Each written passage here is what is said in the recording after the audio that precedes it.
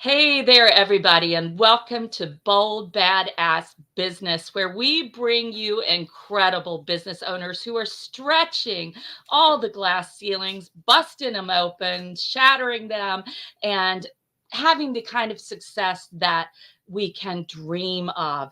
And today, you all, I am thrilled to have in the house the infamous Jordan Adler, who is one of the head honchos at Send Out Cards. He's going to tell you all about that. And Jordan has an incredible story of going really from many failures into the phenomenal success he has today. He's also the author of Beach Money, and he has shared the stage with luminaries such as Tony Robbins, Pitbull, yes, Pitbull, and good Lord, the list goes on. Richard Branson, Eric War, incredible. So, Jordan, welcome to the show. Thank you, Dr. Barnsley. It's great to be here. I have been looking forward to We met, this one. we met on a cruise ship, didn't we? We absolutely did. We met Yeah. on the the podcasters cruise. Podcast cruise. We Yeah. met networking on the podcasters cruise, and it was so much fun. We actually remember we shared that trip back to the Orlando airport with several Yes. other colleagues. Yeah. Yeah, and I Good to see you again. appreciated, Jordan. I want to tell you something I appreciated about you, and I think you have a presence, like you really listen. And I had that sense when each person was sharing. We were sharing, even in the talent show, we were sharing what we do, what our podcasts are. I felt that you were very much listening. And Thank you. so actually, I just wanted to say that, and I have the feeling that that ability you have to really listen and be present has been a huge part of your success. What would you say? Yeah. Yeah. And some of it's learned. It's learned behavior, from reading and listening to people that have had success in businesses. Yeah, absolutely. It's doing your best to really connect with people in a personal way and do your best to understand people by listening and trying to get into their world a little bit. Yeah, that's a powerful thing. And I think a lot of people miss opportunities because they don't listen. They don't pay attention. They're more thinking about what they're going to say. Absolutely. And, we all know in an enrollment conversation, if we're there, if we're thinking about what am I going to say, we are not at all focused on what's in it for the person we are having that conversation with. And, Yeah. we as a society need to up our listening skills, I think. Yeah. It's been backsliding a little bit, I think. Yeah, absolutely. Yep.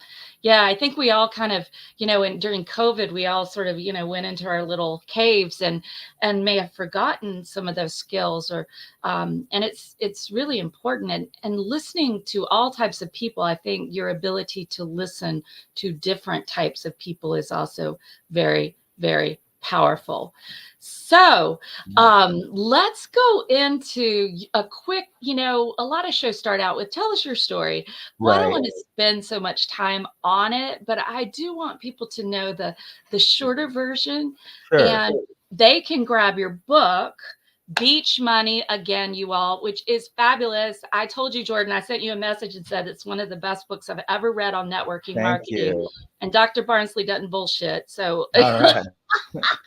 Well, it's fun. I get that quite a lot from all over the world. In fact, there's I find out that there are people in different parts of the world reading the book that I didn't even know it was in that language. But I just got a message from a guy that had a team of 4,000 people in Iran that have all read my book. And, I love that. They were, it's just wild. It's in 30 languages now. Including Swedish and Chinese and Bulgarian and all over the place. Anyway, my story, I grew up in a lower middle income family in the south suburbs of Chicago. I did not have any examples of entrepreneurship around me. My dad worked a job his whole life, made about $28,000 a year at his peak. But I had an entrepreneurial streak in me. Like, I don't know where it came from because it wasn't in my family. I grew up in a very working class neighborhood in the south suburbs of Chicago. And when I graduated from high school, I took a guitar. I'm sorry, when I graduated from college, I did go to college. My dad paid for the first year, and then we had to figure out how to pay for the remainder of it, myself and my two sisters.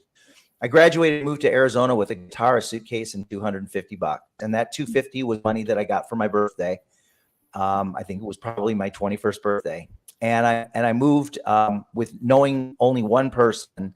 And I started, I got jobs. I got little jobs like renting roller skates and drafting and different things, but nothing that ever paid me very well. And at the same time, I was looking in the newspaper for opportunities.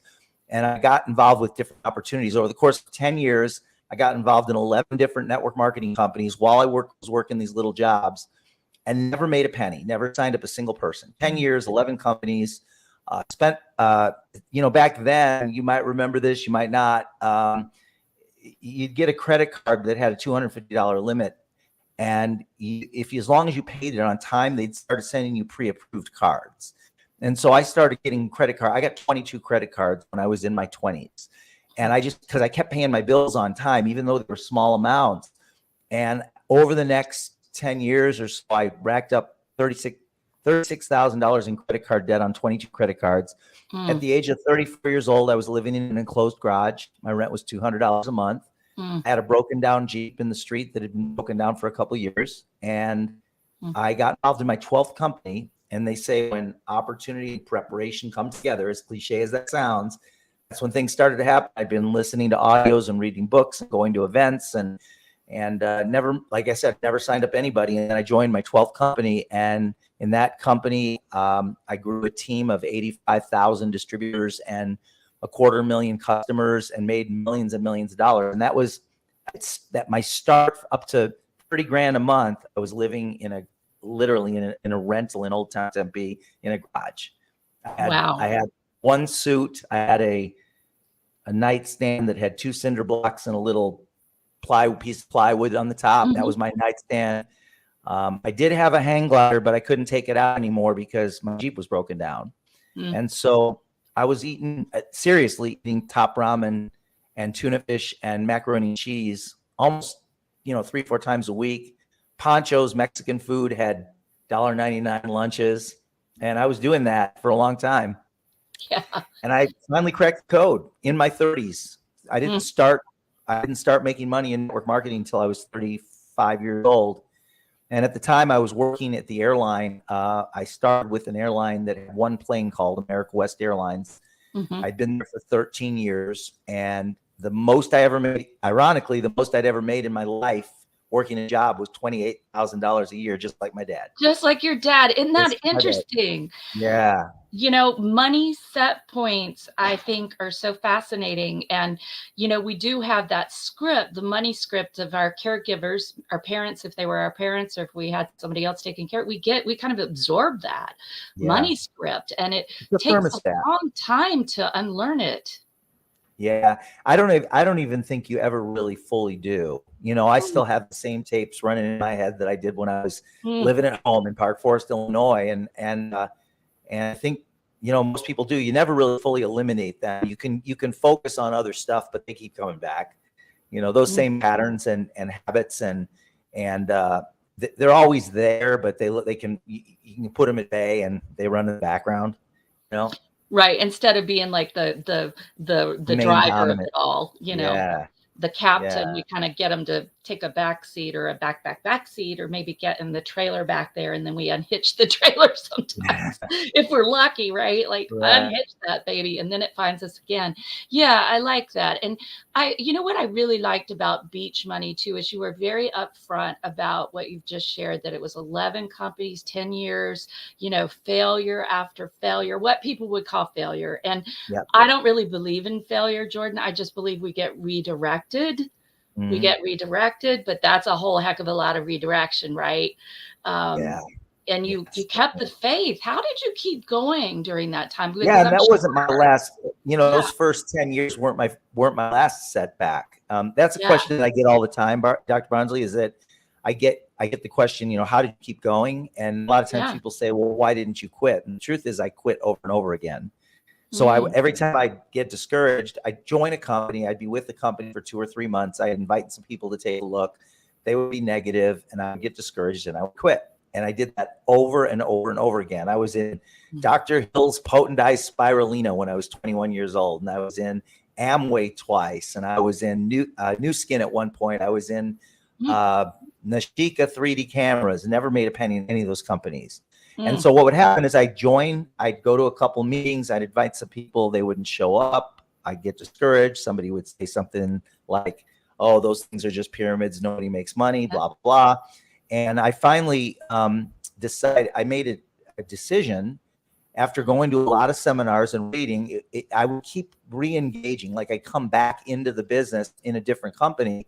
And then one day I realized that it was really a conscious decision. One day I realized that the people that have made it in the business, they don't quit. They just keep going when things get tough. And that's not just network marketing. That's all business. Yes. Because you know how it is. I mean, every business has, great wins and great losses. And that's like for the lifetime of the business, I mean, I've been with my company now for almost 20 years and we've had massive setbacks. And I could have thrown in the towel many, many times, but I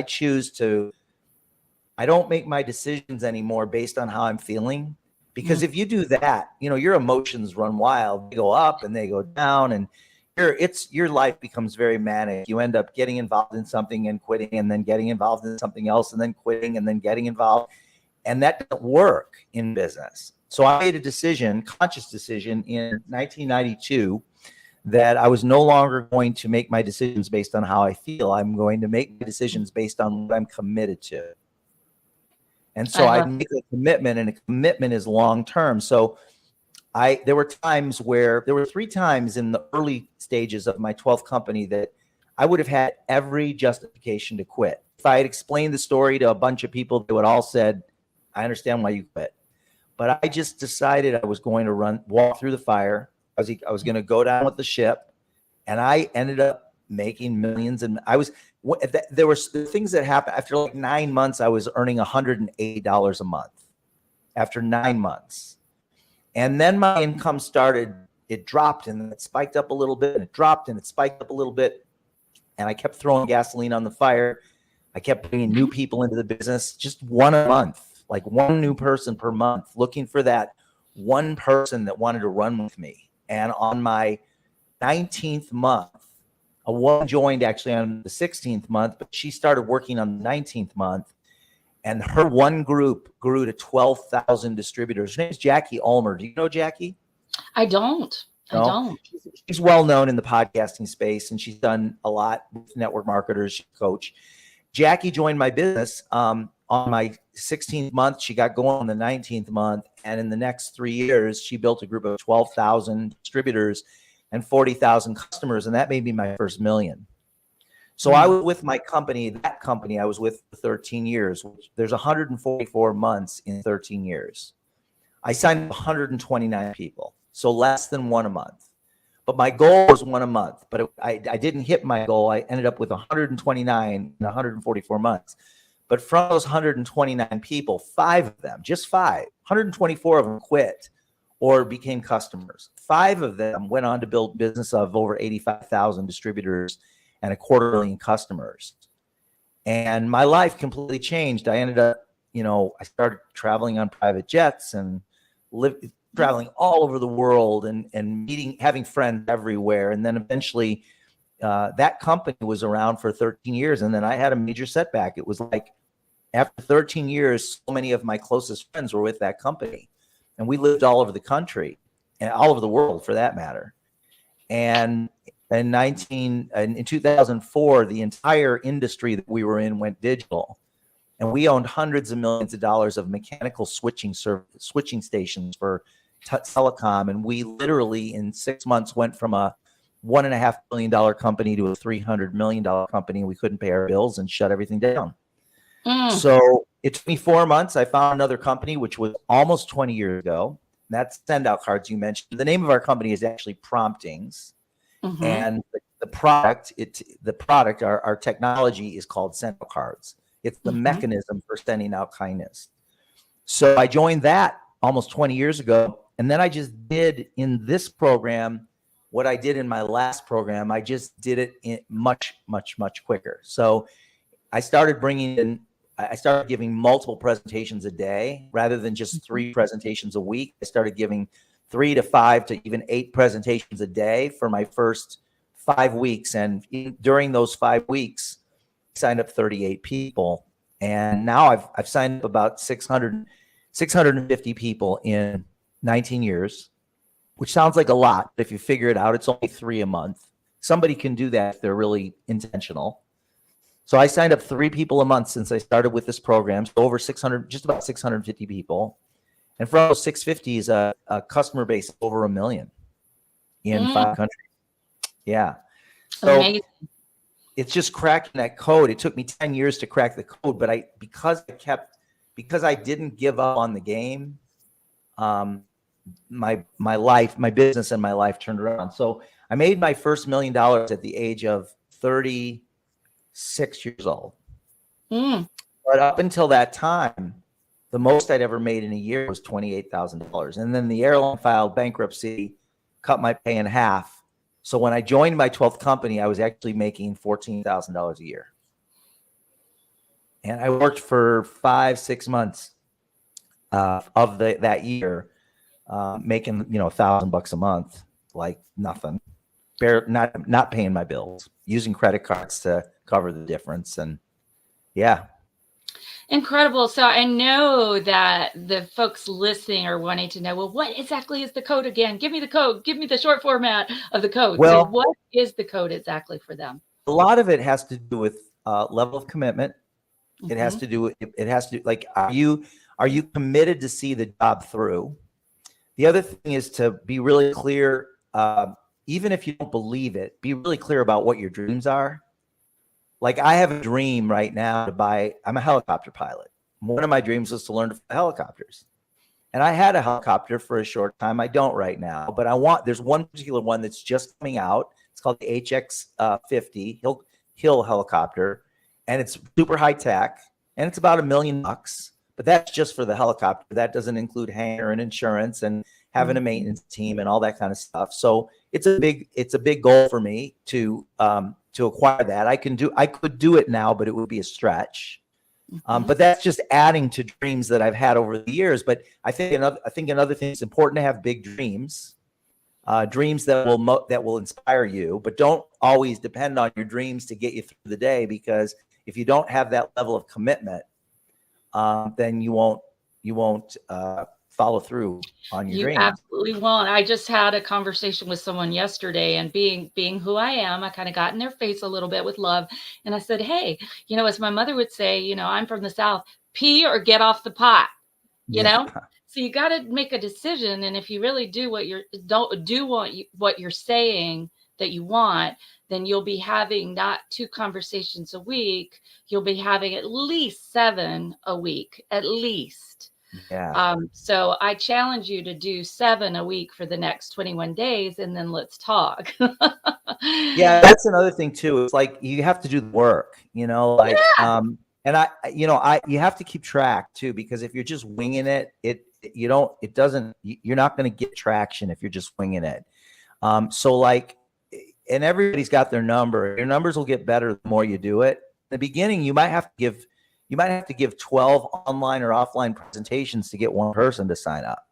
That means Hmm. 11 of them either say no, or they're negative, or it's not for them, whatever, or they just ignore you, which happens. But for every 10 or 12, you'll get one.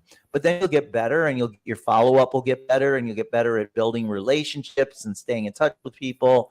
And then your numbers will go up. Like, I sign up about 50% of everybody that I meet with, but not 100%.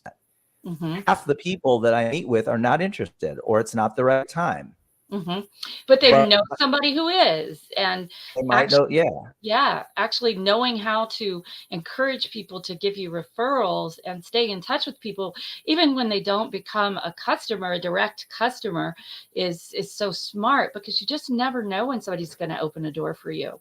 And I Right. don't know about you, Jordan, but I've found in my business, it's the strangest connections sometimes that are the ones that open up Yes, doors, like totally. an odd connection, somebody I met in an airport, or someone who Right. knows somebody, and somehow we're connected through somebody in my family. It's just these unusual connections. Like my first speaking gig came from some fellows I knew through a nonprofit that I volunteered for, right? And it was for Mm. the Institute of Supply Management. Who would associate, what we were doing with that? So that was my first paid one, let's put it that way. I've done a lot of freebies. I want y'all to listen to that. I still do some freebies, right? We still give. And now it's a Oh, I do a conscious, lot of those. it's Yeah. conscious, right? It's a conscious one where we want to give because we support the group, or we want to give, just because we like the people we're presenting with, that sort of thing. Yes. So Jordan, when you were on the podcasters cruise, you gave a great presentation. Um, and I think yours was on relational marketing, right? Relationship Re- marketing. Yeah, relationship marketing. Yeah, I started off. It's funny that there's something going on today that is really accelerating. That's affecting all of us in ways that most people don't even realize. And there's probably things that I'm not aware of either. But um, the one thing that I have noticed is that the more connected we become through social media and other things, the more disconnected we feel. And the more disconnected we feel, the more need there is for connection. Mm. And so right now, it's a very noisy marketplace. People are getting deluged with marketing. It used to be when we were kids, we would receive a few hundred marketing messages a day through like radio advertising, television advertising, billboards, things like that. The Today we're mail. getting today we're getting Today we're getting bombarded with virtually tens of thousands of marketing messages a day through our emails and social media and texts and all that stuff. And then just everything that's out there. And it's overwhelming. It's unsettling for people. And there's Mhm. people are over it. They're tired of it. And the only thing that wins in business today, the only thing that wins is building solid, real, authentic relationships with other people. If you want a competitive advantage, that's where it is. It's building rock solid relationships with others. And it's not just shooting them a text on their birthday. Yes. It's intentionally setting up a time to grab coffee. I'm a cigar smoker, as you know. I like my cigars. And and so what I do is periodically we have a virtual cigar night where we get everybody together online. They're all over the country and we're all friends and we have a great time. We just have fun. But that builds connections. It builds relationships. But in real life, in business, no matter what business you're involved in, you could be a real estate wholesaler. I'm doing a podcast tomorrow, actually, with a real estate wholesaler. And we're going to talk about this. But there's things that you can do to quickly elevate your relationship with people that are customers, potential customers, distributors, affiliates, whatever it is. And one of those things is, like you mentioned earlier, is really listening and figuring out what's important to people.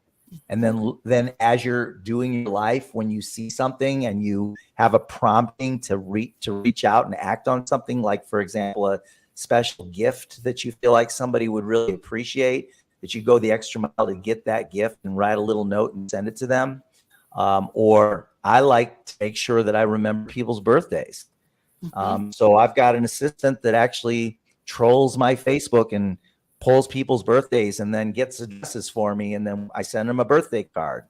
And so I send birthday cards to people that I know and people that I meet. And then when somebody has a life-changing event, like let's say they've got a little puppy dog, they got a dog, and that dog becomes their best friend. And then at some point down the road, years later, they lose their dog and they post that on Facebook because they're missing their dog and put pictures of their dog on Facebook. That was their family member. Taking a picture like that and dropping it on the front of a card and typing in a personal message, letting them know you're thinking about them and you know how difficult it is, and send that to them. And there's ways to do that today that don't take a lot of time. You can do it right from your phone. I'm not talking about a text message. I'm talking about you hit a send button, it ends up in the mail the next day. But really giving people that personal attention, that's really what's going to win in today's marketplace. It's painful. And Jordan, so many people are using, for example, affiliate marketers are using send out cards. So I've received a number of them, not just the wonderful one you sent me with the book that you sent me, which was lovely because I'm totally a nerd. Like I read 12 books at a time. Yeah. I actually finished yours. My couch is covered. Thank you so much. My book is covered with books, and it takes me like a year to get through them because I'm reading so many at the same time. I just can't read it. I can't read one book all the way through. I just can't.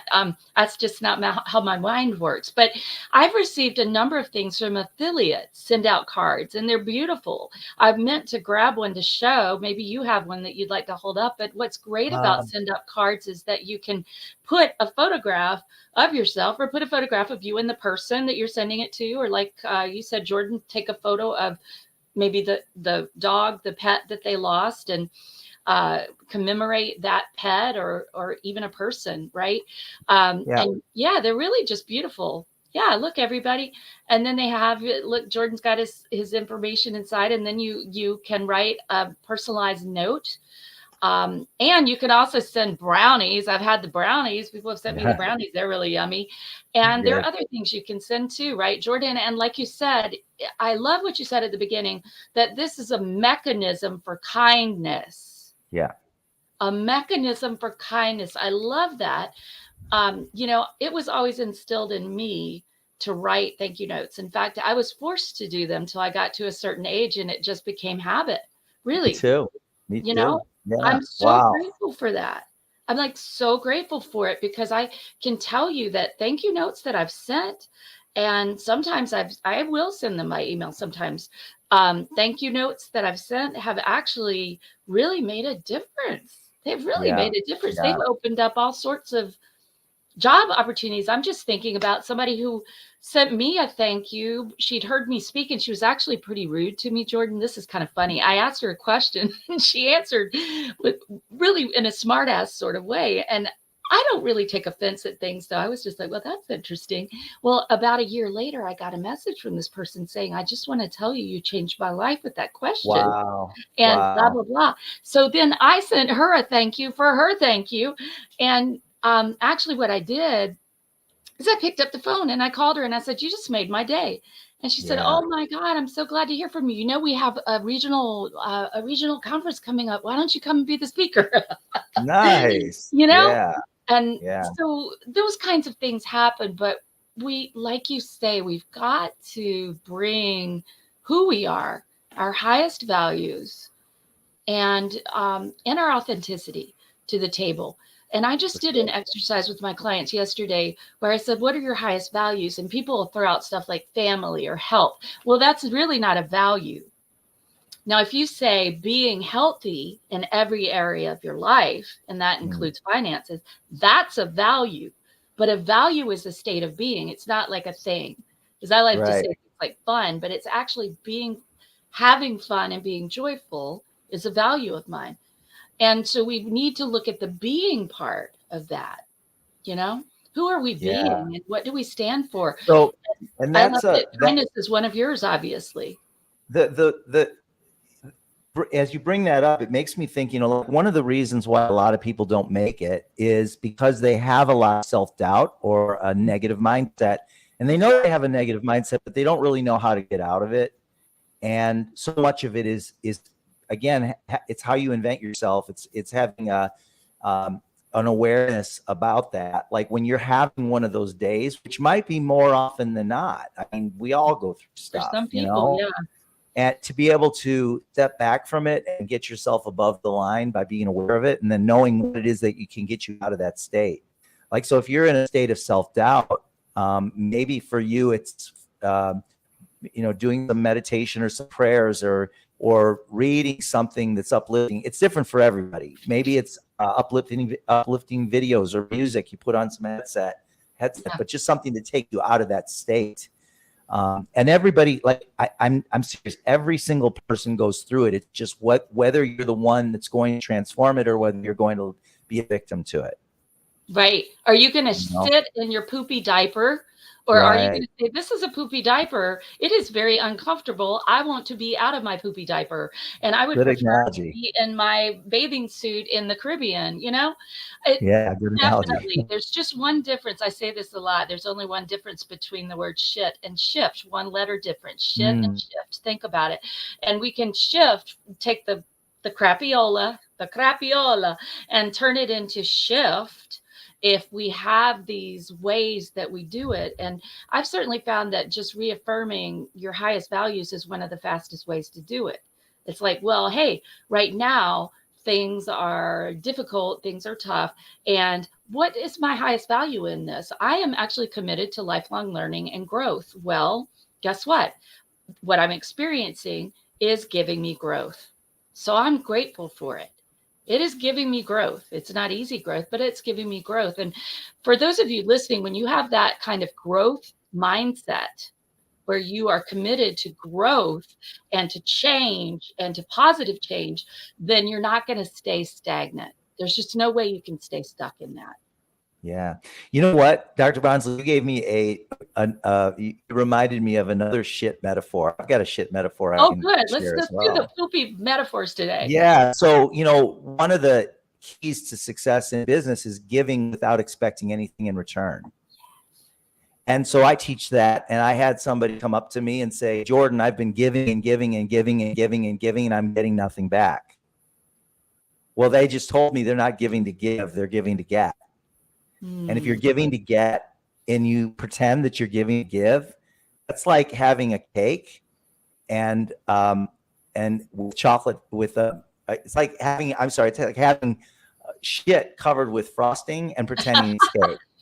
It's like in the It's, movie. Remember that? The Help, the shit yeah, cake. Remember that? it's a And shit cake. Like it's it's like a shit inauthentic. It's cake like with the you're frosting on not it. really giving to give. If you're giving to give, you don't expect anything in return. So as Right. soon as you start focusing on I'm not getting anything, that means you're not giving to give. You're giving with the intention of getting.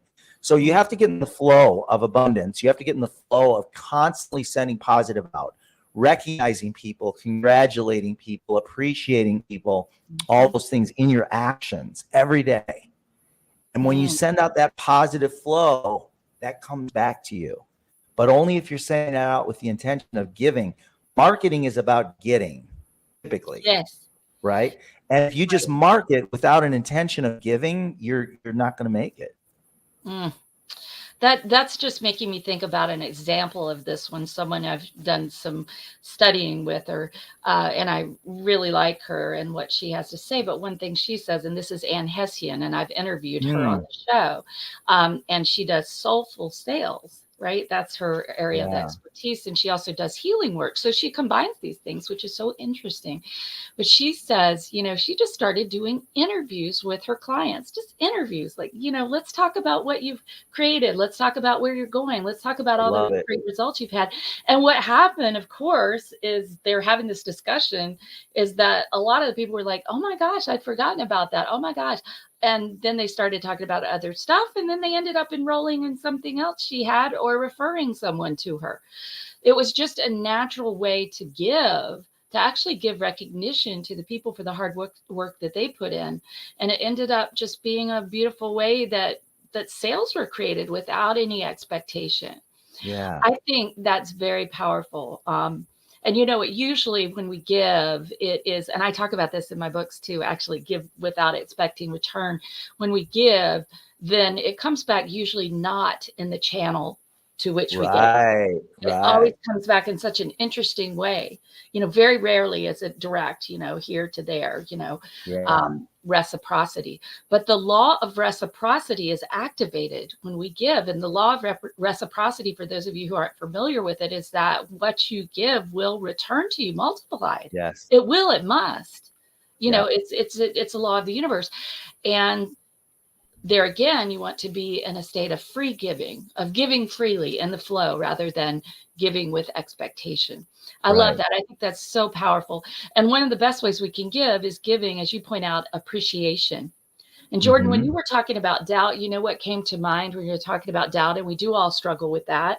When I tell people that every time I speak, I do still get some nervousness. I do too. Yeah. absolutely do. Sometimes a lot of it, Yeah. and you get the underarms getting sweaty, or you're like, oh my God, I have to wear something lighter because, or the sweaty palms, or you just get the butterflies in your stomach. That still happens. I'll actually worry about myself when that doesn't happen, just for those of you listening, because it means that I don't really care. Right. So I'd rather have that anxiety, a little bit of anxiety, than not care. It keeps you on your toes. But when you said about doubt, I thought about something I learned in transformational leadership that has meant a lot to me. And it is, when in doubt, focus out. Right. When in doubt, focus out. So That's when great. we Great are in advice. a state of doubt, then reach out to somebody else and buoy them up, or Yeah. give gratitude to somebody, or just put a song on somebody's Facebook and say, this song makes me think of you. What a special thing to do. Or Yeah. I like to call people and sing them happy birthday. So you may get one of those, Jordan. Just so you know, I like to call and sing happy birthday to people. It's just fun. I mean, how many Yeah. times do we have that somebody do that? And when it came back to me after I'd been doing it for a long time, it came back from somebody. I was like, this is so cool. I just love this. We Yeah. can delight other people. And our world very much needs delight. It really does. Yeah. Yeah. I was, Delight and delight. you mentioned, I was on stage with Pitbull at a Eric Worre Yeah. event, and I found out 2 days before I was going to speak that he was going to be starting. He was on stage, right? There were a bunch of speakers, and he was on stage right before I was coming up on stage. And it was nerve wracking. In fact, it was, he's a great dancer, he's a great singer, and he also is going to give a talk, and he's a great speaker. And I'm bringing up the back end of that, right? And so, but one of the things that happened as a result of that is backstage, he was coming off the stage towards the back of the stage, down the stairs, and I was going upstairs as I was being introduced. So I was the only person that was able to get a picture with him because I did a selfie as we crossed on the steps, which was cool. And he was super nice. And I got up there, it loosened it lightened the load a little bit to have that interaction with him. It also gave me something really good to talk about when I first got up on stage. And it was, but we all go through that. It's like we throw ourselves into situations that we know it's good for us to be in, but then once we're in it, we're like, am I really cut out for this? Can I really handle this? And it turned out great, though. It was, we had a good laugh. I actually had a really good laugh because I had the name badge that said, and I wrote Pitbull on it because I'm short and bald and I got sunglasses. I was going to say, you guys are kind of similar. Yeah, and I didn't have the beard at the time, and so yeah, so when he walks off stage, I walk on stage, and I purposely wore the same kind of clothes that he does. I purposely did that. So, and then we made a joke out of it. It was a lot of fun. So it worked out That's great. great. And see that, you infused that situation with creativity and with fun. And Yeah. This is also a way that I feel like we can give to the planet, is just give a sense of fun and creativity and a little, just be free with what we say and who we are. Yeah. Share it instead of holding back and posturing. That bothers me so much when I see so much posturing, and there is a lot of that on social media. Just be real. And that's what I liked about your book, just to bring it full circle, is that you were really real about the struggles you've had. Well, I know we need to wrap it up. I know that you and I could talk forever, but we do have a hard stop. We could, and we'll have you back. And thank you. We'll definitely have you back. And so I want to just say to everybody listening that there's something very exciting happening on the Bold Badass Business Show. And that is, we now have the freebie vault. Da, da, da, da, da, da. And the freebie vault houses all the incredible gifts that everyone on the show has given. And so what's cool about the freebie vault is you can go in there, you can find all the episodes, you can find what folks have given you. Maybe it's a trial for the joint venture directory, maybe it's an ebook, maybe it's a consult. There's some great consults that people are giving you. There's thousands and thousands and thousands of dollars of wonderful gifts for you all. Mm-hmm. And you can find them at bit.ly, bit.ly /free from Dr. B. Just made it Hmm. easy for you to remember, bit.ly/free from Dr. B. And Jordan, we'd love to include something from you, like maybe a little trial membership to send out cards. Yeah. What would you like to Well, we've give? got I've got something that I can send. I've got an ebook that is life changing. It's a very short ebook. It's only 70 pages, and it can be read very quickly. There's a lot of graphics in there, and it also has it will lead somebody to a trial where they can try out our service if they want to do that. And but it's the book itself. I can just tell you, it will change your life. It's such a phenomenal book. Great. What's the title? Just quickly. The title of it is The Promptings Process. The Promptings Process. Beautiful. And we Yes. know, of course, the name of the company. I didn't realize that is Promptings, and then send out Promptings. cards is the mechanism. So I learned that Yes. today too. Yeah. So you will absolutely want to go to bit.ly/free from Dr. B, and you'll be able to access that wonderful Promptings Process ebook from Jordan, and also a complimentary, as he said, inside it will be a complimentary trial run of send out cards. Gosh, go jump on it. See what he's Yeah. talking about. Send a card to your Thank you. mother-in-law and she'll love it. She'll love you. Oh my God. And check out all the other incredible gifts in there as well, you all. So today, thank you so much, Jordan, for bringing Thank us you, this Dr. Barnsley. focus on relationships, on getting back up and going forward, never giving up, on using your failures to learn and grow so that you can move into success, and on the formula that you gave us, the cracking the code of success too, was just Yeah. fabulous. We really Nice. appreciate your presence here. And those of you listening, don't forget, Bold Badass Business is here every Friday at 4:30 p.m. Eastern, 1:30 p.m. Pacific. And I know that if you're listening, you're already a badass. So go out and bless the world with your badassery, and I'll see you next week.